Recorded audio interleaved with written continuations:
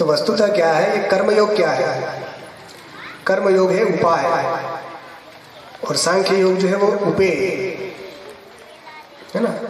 कर्मयोग है साधन और ज्ञान योग जो है वो साध्य है। तो कर्मयोग के द्वारा अर्थात साधन के द्वारा साध्य की प्राप्ति यहाँ अभीष्ट है।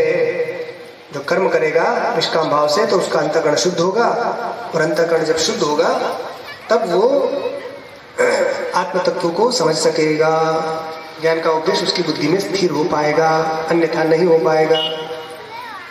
तो भगवान कहते हैं तुम कर्म करो, कर्म में ही तुम्हारी निष्ठा होनी चाहिए। क्यों? क्योंकि तुम ज्ञान के अधिकारी नहीं हो। ज्ञान का अधिकारी वो होता है कि जिसमें साधन चतुष्टय युक्त जो व्यक्ति होता है वही ज्ञान का अधिकारी होता है। साधन चतुष्टय क्या है? वो है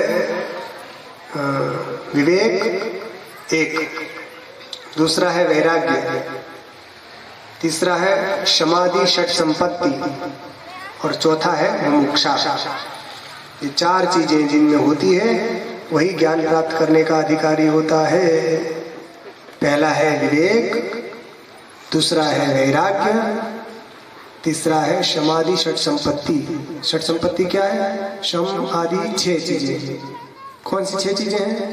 शम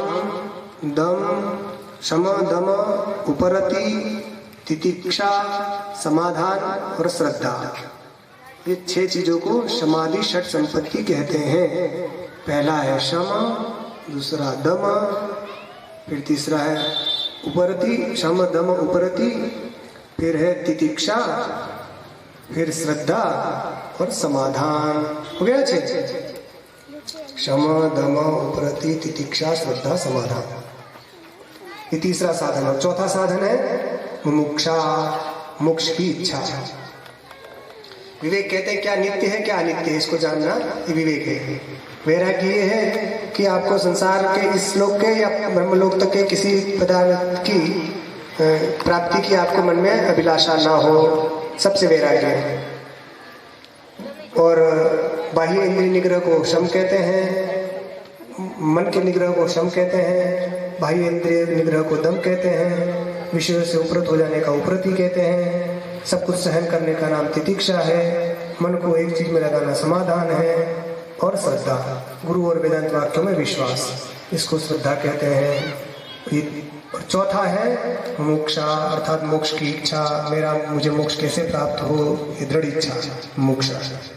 इन साधनों से जो युक्त होता है उस वही ज्ञान का अधिकारी होता है। ऐसे अधिकारी पुरुष को जब ज्ञान का उपदेश दिया जाता है तो वो ठीक ठीक अपने आत्मस्वरूप को जान जाता है। तो जिनमें ये चीजें नहीं होती हैं वो व्यक्ति ज्ञान प्राप्त का अधिकारी नहीं है, इसलिए उसको ज्ञान प्राप्त नहीं होता है।